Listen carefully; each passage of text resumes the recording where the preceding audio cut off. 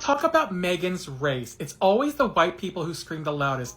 It's not about racism. Like, that's a fucking mic drop. Like, that ends the conversation. It doesn't. Every time a black person, or an Asian person, or a Latina, or someone from the Middle East dare to say that felt racist, here come the shutdowns. Don't be so sensitive. It's not a race thing. Stop making everything about color. But here's the thing. You don't get to decide what's racist when you've never lived it. You don't get to gaslight us into silence because you're uncomfortable. See, you think racism only wears a white hood and carries a tiki torch. You think it has to be loud, violent, or spelled out in slurs. But racism is more clever than that. It adapts. It hides in boardrooms, in casting calls, in dating preferences you swear it's just a type. Let me break it down for you. Unconscious bias is when you cross the street when a black man walks by. It's when you assume the Asian girl is good at math. It's when the job recruiter skips over Jose and calls Jake.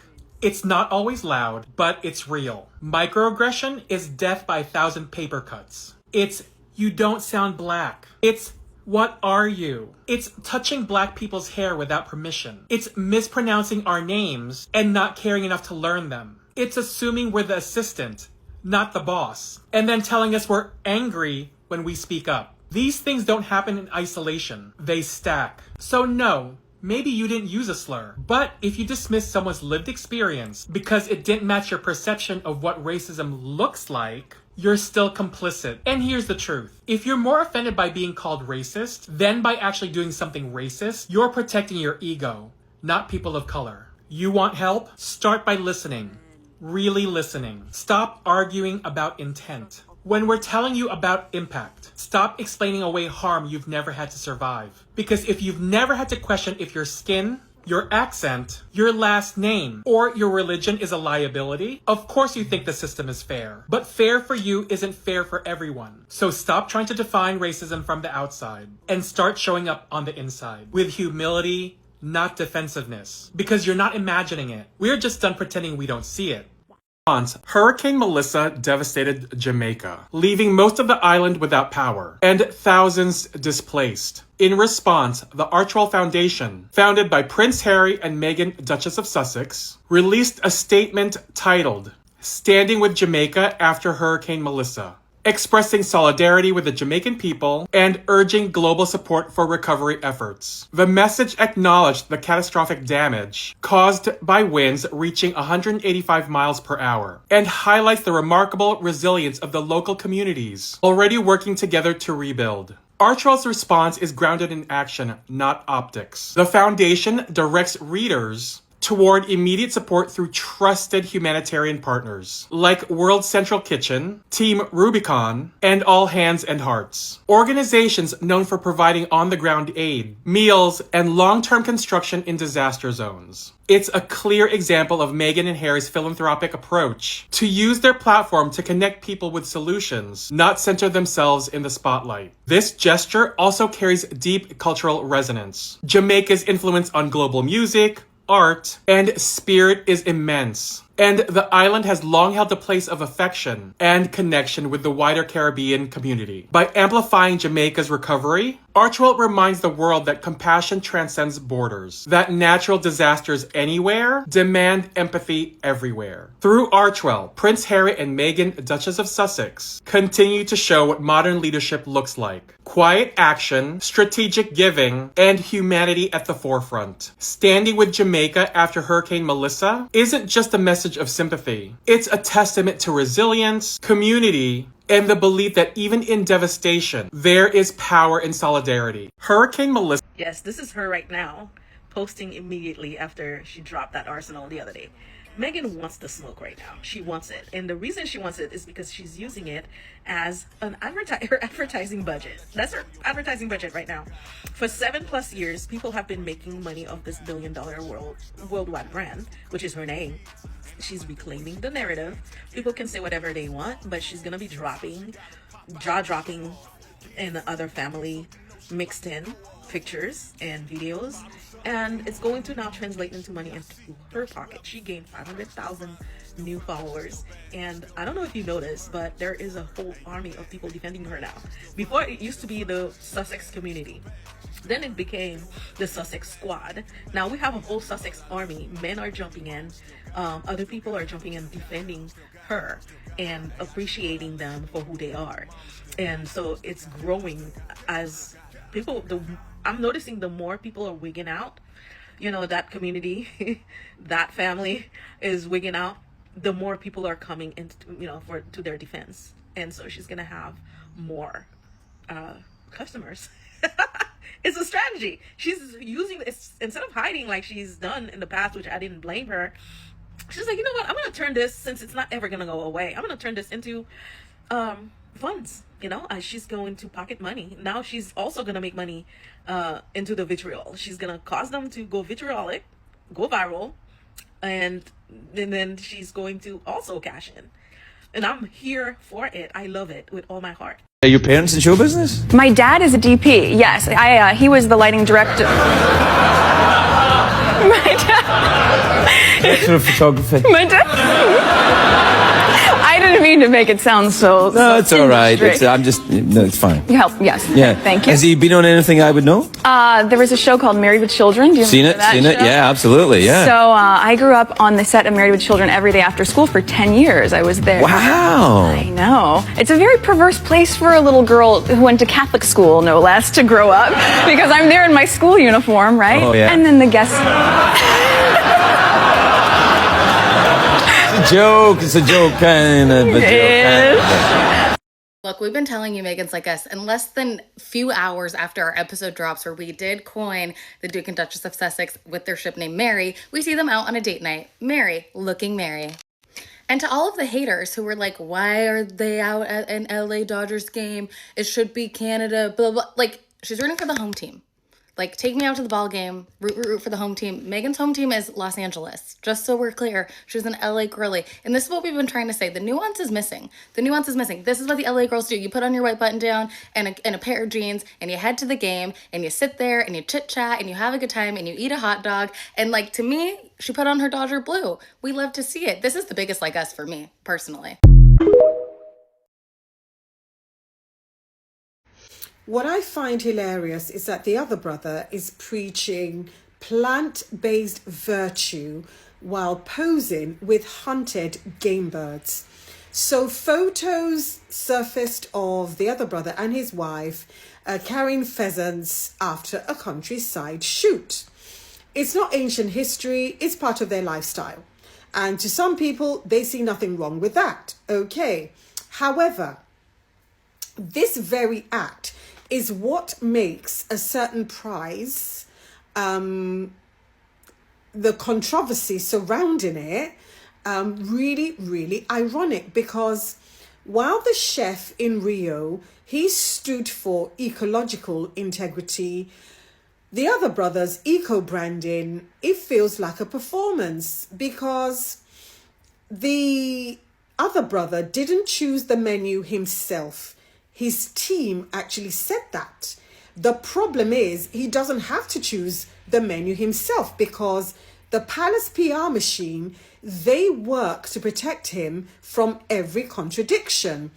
So he gets credit for caring about the planet while others are absorbing the backlash. He's the poster child for sustainability from inside a family whose empire is actually powered by excess. So it doesn't make sense to me that you have to fly across the continents for a vegan banquet, because that to me doesn't say leadership.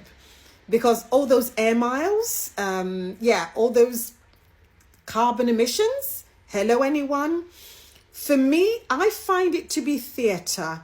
And the world is actually starting to see through all those stage lights.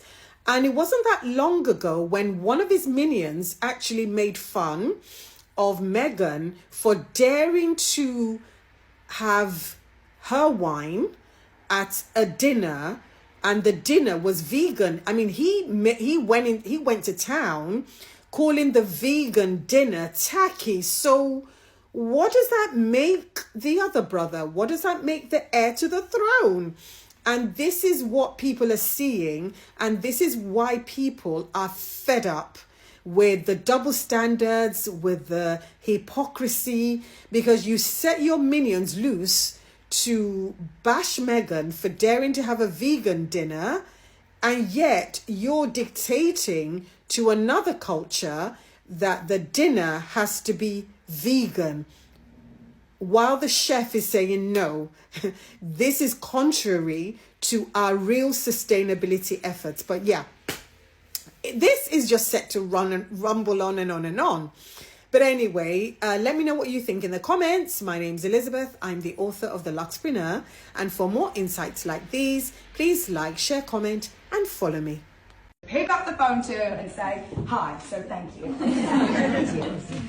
Now listen, everybody should really know that I started these dinners for a very, very special and particular reason. And I've said it so many times. There have been a lot of stories over the weekend about Prince Andrew. Excuse me, Mr. Andrew Mountbatten Windsor. This one in particular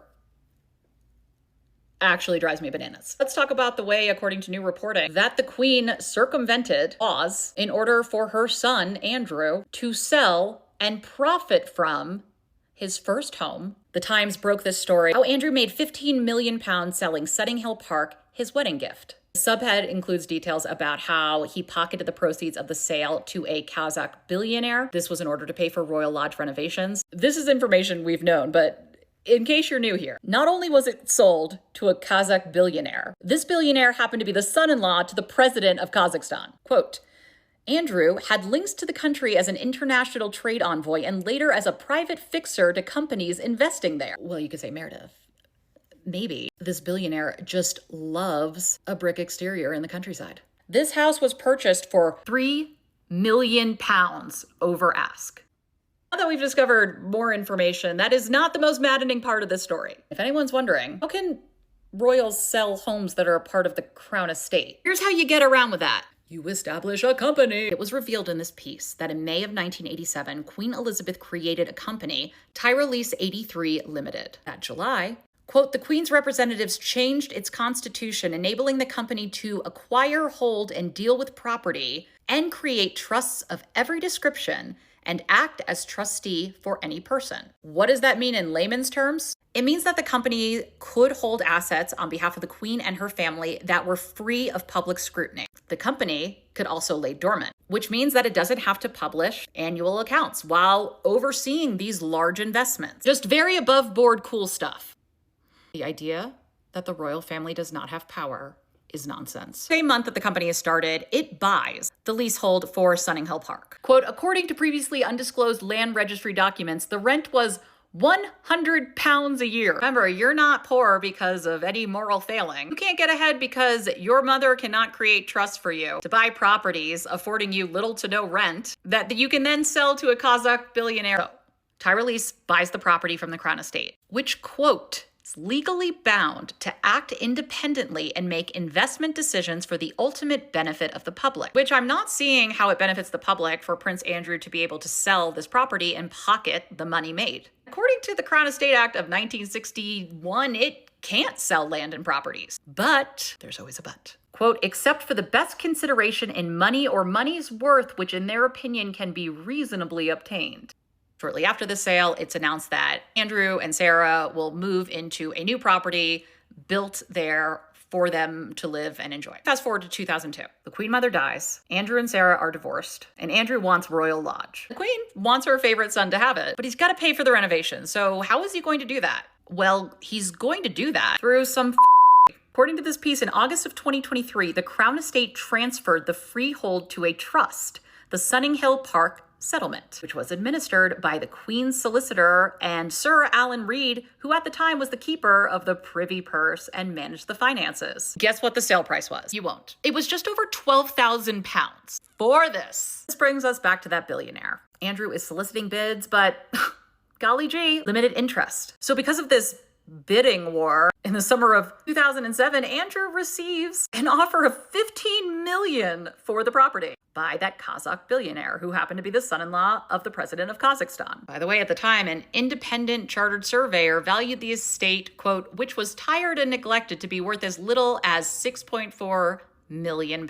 And because this is all very cool and above board, Buckingham Palace blocked questions about it. They tried to conceal the identity of the buyer. Where we are right now is that the MPs on the Commons Public Account Committees have submitted questions about the leasehold agreement on Royal Lodge, which could bring up how Andrew was able to benefit so generously from the ownership of this home, which is supposed to be the Crown Estate's, and any decisions made related to it to the best value for the money for the public, not Prince Andrew's renovation fund for Royal Lodge, which could provide an opening to further dig into royal finances, which is not something they want. The public deserves to know, especially considering all the various ways that the British royal family are supported and benefit from their status in a way that a lot of the public is not aware of. It's especially concerning given the disparity in wealth between the richest and the poorest. Again, a lot of stories flying around, but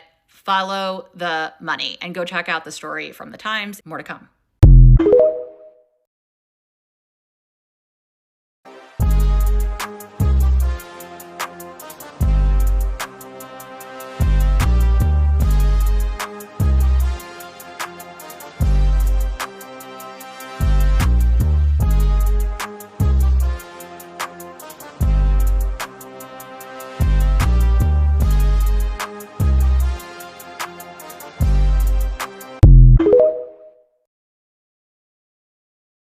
If you're watching this, please just click on this comment and look at the picture, because unfortunately it doesn't show it in this response. However, this is what I'm talking about when I say people that don't like Harry and Meghan are really weird. I was just talking to one of my friends about confirmation bias, so it's actually really ironic that this person commented this, because people that don't like Harry and Meghan, they look for really bizarre things to fit their narrative that either, you know, Meghan is a bad person or that they don't actually like each other. And this person comments a picture of Harry and Meghan at some sort of event and they are looking in separate directions. And that somehow means that they don't like each other or that they're not in love or that their love story is fake or whatever it is that you are implying. Because, you know, if you are in public with your partner and you both happen to look in opposite directions, that means that you hate each other. Right? You have a prince who pretends to be everything the system wants him to be, including marrying someone who would do absolutely anything to become a royal.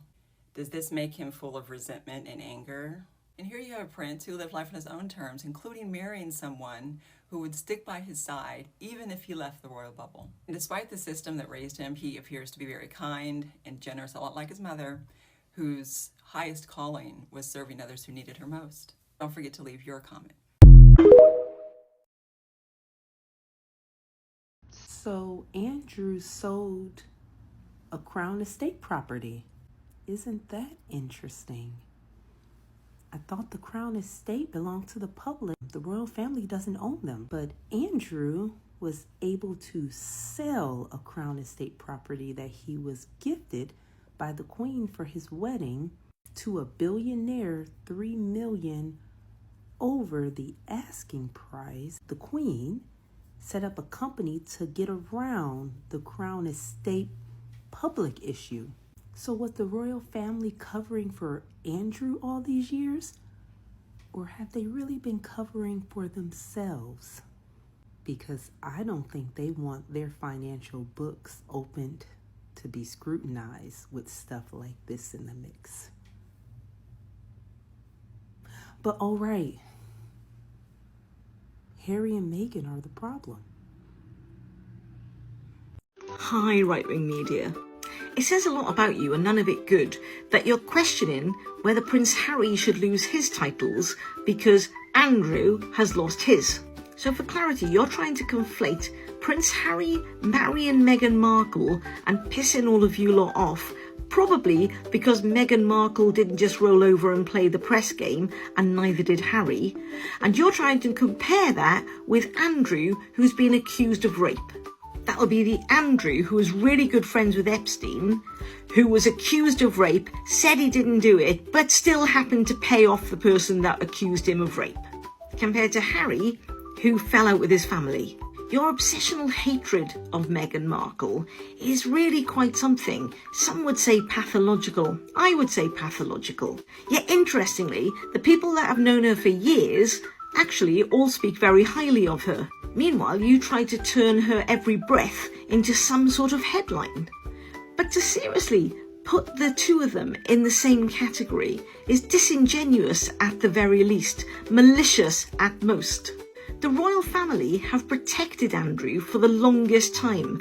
Finally, they're doing something, probably because public opinion will turn against all of them if they don't.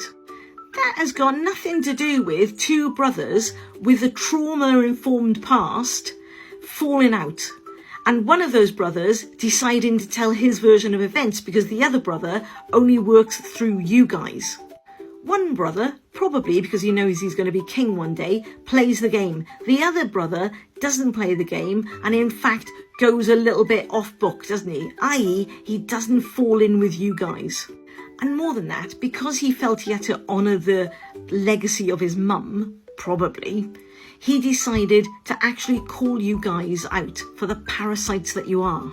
And I'd be so bold as to suggest that the fact that he took you on has led to a campaign for you guys to do nothing but try to damage their reputation in the UK. Families fall out. That's not really news. Somebody leaving a family business. That's not really news. However, the fact that somebody in that family, a very established family, has been alleged to have done something so horrific, but you guys have done nothing to call him out except be relieved that finally he's been banished. And for clarity once more, banished means just he moves to a different house. He's still fine. He's still not under investigation by the police. You're still not baying for his blood. But truly, linking these two stories is really quite shit, isn't it? Anyway, just before I go, and now I've got your attention, could you maybe address the fact that Nigel Farage still hasn't said sorry to the 5 grooming gang survivors that he misrepresented in his press conference on Monday?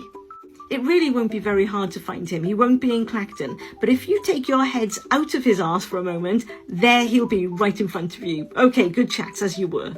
That was intentional. Having me, the former First Lady, a black woman, show up in the world in her natural hair, even if I didn't do it for those 8 years, I understood the importance of doing it at some point and signaling a message to young girls and to professionals out there. Stay out of our hair, you know? We are not saying anything with our hair, really. We're just trying to get to work and do it fast and efficiently. Don't tell a black woman how to wear her hair.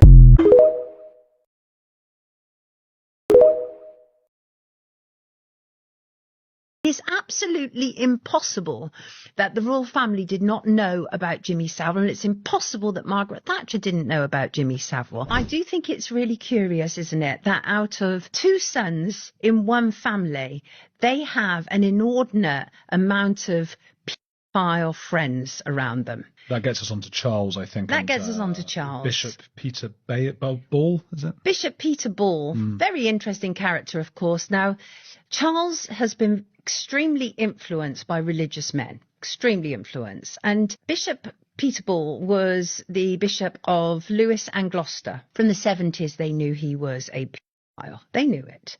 And he received a caution in the 90s, finally. And after that caution, by the way, he was eventually jailed for the abuse of 17 teenage boys. Wow. After receiving that caution, Charles sent him a letter saying how monstrously wrong, his words, it was that his pedo Bishop Powell had received a caution. And then at the child abuse inquiry, monstrously wrong. Did Charles think he didn't do it? Did he believe him? Is that... I mean, I would imagine that Charles knew absolutely that he'd done it. But like I say, they operate. These people are not like us. They're not like us. They've lived a completely sort of encased, protected life where they've been able to get away with a lot. But what was fairly outrageous was at ICSA, the child abuse inquiry. Charles was actually called to testify about Bishop Ball, and everybody else had to go and testify. But what did Charles do? He sent in a several-page written response, okay, so that the judge never got to examine him.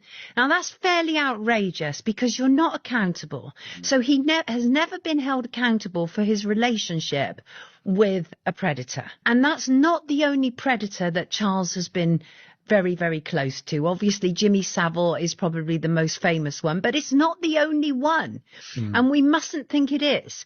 And so I do find it curious that it is impossible. I think I've said this before to you. It is impossible for prime ministers or royal members of the royal family not to be informed of the people around them. The secret services around them would know everything about the company they keep. It is absolutely impossible that the royal family did not know about Jimmy Savile, and it's impossible that Margaret Thatcher didn't know about Jimmy Savile. And so that says to me that they were perfectly happy to be in the company of a man who wasn't just a predator, but he was also a procurer of children for the British establishment, and he was also a necrophiliac, you know. Yeah. See.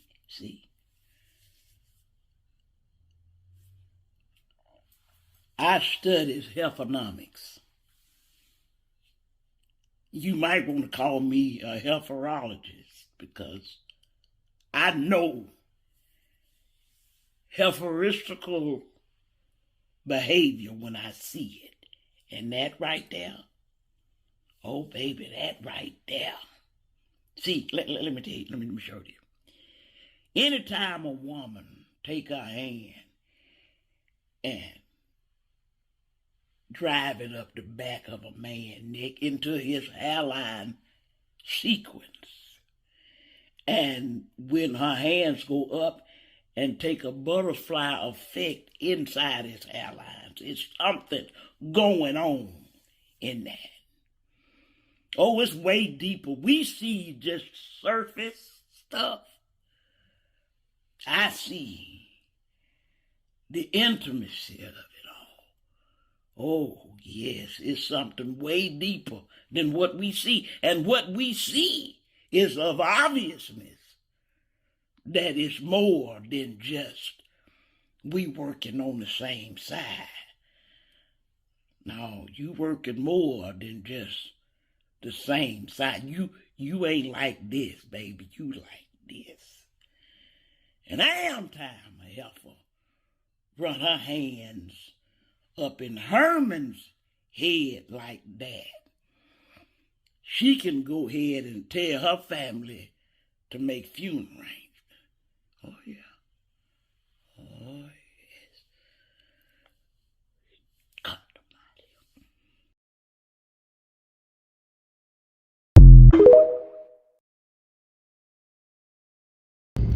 Hello, my people. Lady Rosie here. How y'all doing?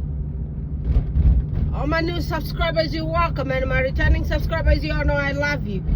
Guys, I'm so exhausted with this UK people. Right now, here, everybody is about the titles. It's like these people actually forgot. They actually forgot.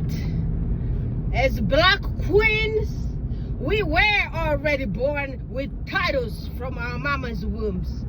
Because we are multi-talented people. We can do pretty much anything on this planet here.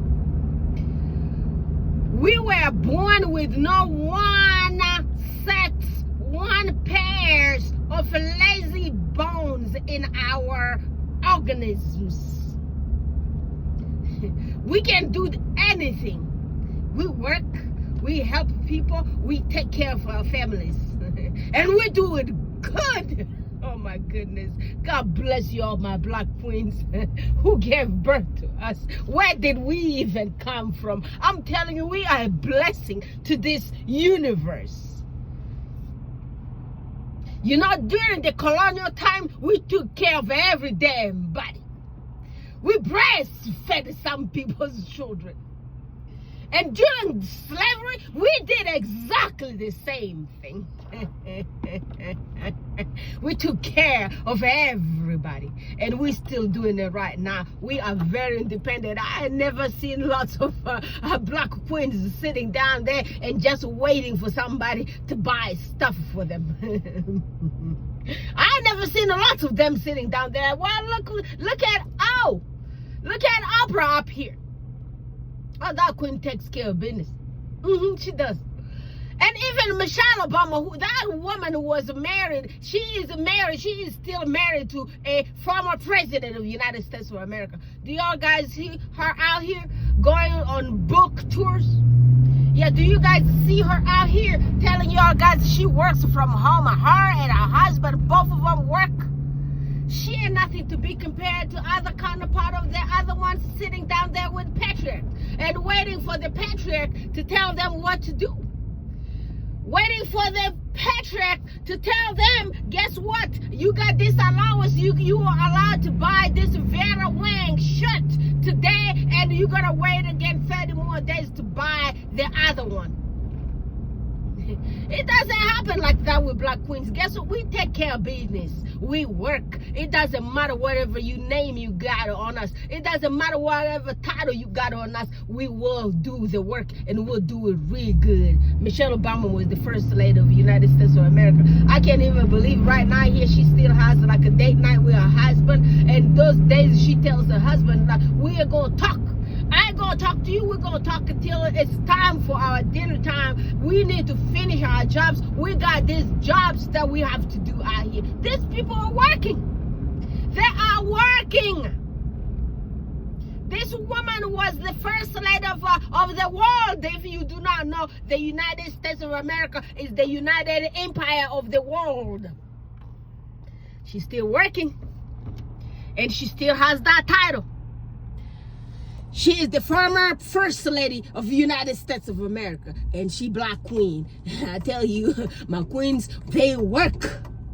We don't need your filthy, stupid title on Her Royal Highness Duchess of Sussex. That girl is a multi-talented actress and humanitarian philanthropist. You got all those titles on her.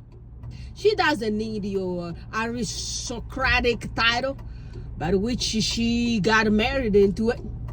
And you can't take that away from her. No, you can't. Yep. Like right now here, I have a appointment at Social Security demonstration. Y'all gonna see my name gonna change into my married name, because I'm a married woman. I'm not gonna keep my name that is not my husband's name. I'm gonna put her identity on me, because guess what? I married that man, and I say I'm gonna spend the rest of my life with him. Well, then you better be nice to me, because you know I be flip flop. Well, ask Connie Bob. Where my queen here? Reba Henderson. Where you, my queens? Yeah, I don't be playing. You can't sit around here and try to play with me, because you know I don't play. You respect me, we're gonna be good. You try to pull nonsense with me, I show you how to pull nonsense. I can pull all kind of bullshit myself. I don't need no help. Because you know I can do lots of stuff by myself. I ain't sitting down there waiting for no damn allowance. I built myself. I sat down there and wrote all of the thesis, 2 of them. Oh yes, baby, I did. I bettered myself. I made my parents proud in them graves. I don't be playing. I don't know make mumbles. I ain't need no damn somebody's title there. Call me, shoot. What are those gonna do to me? I am me. I am the queen of my husband's home. I am the queen of this universe. I am your queen if you play with me. These nonsense tabloids. I am the queen of your guys' lives too. Because guys, y'all ain't got no substance. Just look at you women around there. Them women ain't got no talent. Them women not intelligent. Those women plagiarize every single damn thing. Did you see this Orange Cheetos wife sitting down there plagiarizing speech from the former first lady? Y'all guy ain't nothing. mean, and most of them racists, all those white supremacists, they're nothing. Don't get me wrong, you got lots of beautiful, wonderful white queens out here. You see them here. They're out here telling the truth. The ones who were born from wonderful mothers, raised with integrity, with respect, beautiful queens. They are out here. They're out here supporting Her Royal Highness Duchess of Sussex. They are out here calling racism racism. You know? So I'm not talking about nobody's race here. I'm talking about the white supremacists, all these racists here. The people with no substance, the people with the low self-esteem, the people who feel bad about themselves. That's why they sit down there to hate the people that they can't compare themselves to. Because they are lower lives. They are like nobody. You know? These people are suffering. They're suffering low self-esteem. I tell them, take your chair. I'll be a psychologist for a day. And before I'm done with you, let's just do it like a 30 days therapy with me. Yeah, I tell you how to handle that selflessness. I help you to handle your damn low self-esteem stuff. Yeah, y'all need something. Ain't no title gonna help no Her Royal Highness Duchess of Sussex. Ain't taking no damn title gonna do anything to her. Because like I told you, we were born queens. And we were born to take care of business. And we take care of business so darn good. We don't need your approval. We do not need anything from y'all guys of filthy nonsense selves. We do not need y'all. You sitting down there waiting for men to do everything for you, and you want to sit down here, come compare yourself to me? You are on allowance. You know, if somebody divorces you right now here, they can just take everything from you. Those ones signing prenups out there, they can learn that for y'all guys, weak, lazy asses. Because I'm telling you, what is Mambo's left with? She's left with a cottage where there's not even a heater. There is no heater or air conditioning in that Adelaide cottage where they locked her up. She is in open sky prison. That kid be suffering. Because guess what? She sat down there, did not want to better herself, did not want to look for money, did not want to build anything. Because they told them, if you are a woman who's trying to better yourself, build yourself up, you are a rebel. You are not an obedient woman. If you want to be obedient, just sit down there, don't do anything but mattress girl, please. And these people are suffering. Take your titles. What are those titles gonna do? You take the title and then we're gonna smother her into princesshood. Oh yeah, we're gonna bestow the Princess Harry Windsor on her as quick as possible, just the same day. Yeah, do it. Take your title. Take it. Because guess what? She is Princess Harry. I can't wait for that one to happen. Are y'all guys sure? When y'all guys are taking that filthy title? When? Just hurry up, okay? Hurry up. Hurry up. Do it quick. I can't wait. Yes. Do it quick. Family, I'm going to focus on this, bro. I'll talk to y'all guys again tomorrow, okay? I'm on I can't wait. I'm waiting for Princess Harry Windsor to come to date out here. I'm waiting for Her Royal Highness Duchess of Sussex to switch to all that her real title that she inherited through marriage. You guys guys, please subscribe to my brother, the Notorious JTB_2.0 on TikTok, and also subscribe to his channel right here on YouTube. It's like the numbers are not going anywhere. Can you believe the Notorious JTB's number is at 1,000? It's 1,000 something, not even 2 of them. I'm not sure what's going on, Success Squad. Y'all need to check that Notorious JTB channel on here on on YouTube, okay? Let's bless the brother. And go to my brother Baron Success, that's the Raw Success channel. Go there, bless the brother. Let's get him to big numbers. And also my queen Wheezy Isabella Banks channel. Let's go to her channel there and bless the sister. And all the other success friendly channels, guys. Let's go there and pull them to bigger numbers. I do appreciate y'all, and I'm gonna talk to y'all guys again tomorrow. Bye for now.